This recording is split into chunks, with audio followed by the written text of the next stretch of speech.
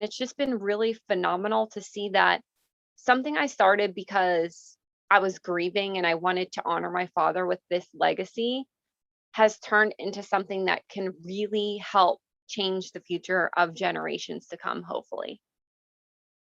And how much of your experience with your father and what he went through, and ultimately what you and your family went through, how much of the emotion, how much of the maybe the grief, how much of maybe if I had a little bit more time, how much is all of that in the work that you do? Oh, it's in everything that I do.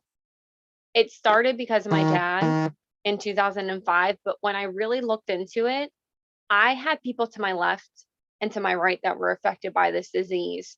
One of my best friends passed away from sudden cardiac arrest just a few years ago. His name was Donovan Wilburn. And he was like my right-hand man. He dressed me for all my events. He would tell me, how to part my hair, what to wear, what to not to wear. He was like my stylist connoisseur, several family and friends members. But then when I really looked into the research, I realized that it was something that we could actually do. And it sounds so cheesy, but it's so true that I feel like heart health chose me because this came into my life and they said, I feel like it was told to me that I had the power to help this.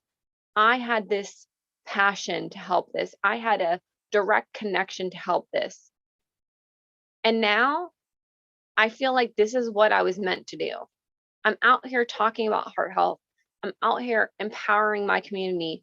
I'm out here trying to reflect generational change within my children, hopefully their children, other families, other members of my community, and really just spreading that message that if we can start to take those simple things, that this disease, this number of statistics, we can drastically change that. And what you're doing, I think, is a powerful and a well needed first step because you're raising the awareness and you're raising the awareness in a way where you're educating people. And, sometimes when someone raises awareness and they just say, you guys need to eat better, and then you're like, okay, but show us how, right? Tell us what we can do. Tell us what is required of us, right? How much can we do to maybe change and become better? So when you put that out there, do you find any obstacles that are becoming common when you go from state to state and from place to place in your journey?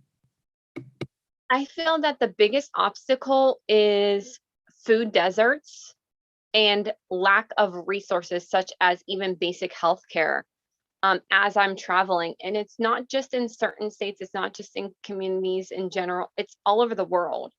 And so one of the resources that I actually use to help this is by, of course, now the internet has free delivery, which is making things a lot easier. I'm actually helping to find resources in the community, such as possibly a food pantry where people can go, a church that's willing to open a food pantry, a doctor who comes into the town once a month, and kind of putting those people together and networking.